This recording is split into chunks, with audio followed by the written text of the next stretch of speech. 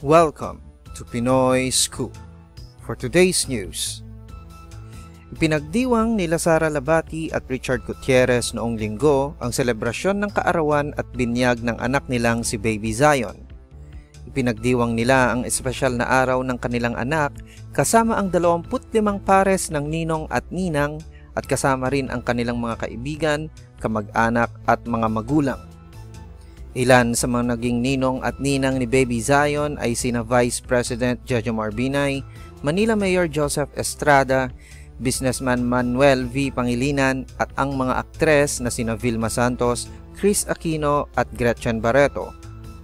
Unang sinabi ni Richard na isa na siyang ama sa unang episode ng kanyang bagong reality show na It Takes Guts to be a Gutierrez noong June 1. For more news, visit and subscribe to our YouTube channel at www.youtube.com/PinoyScoop.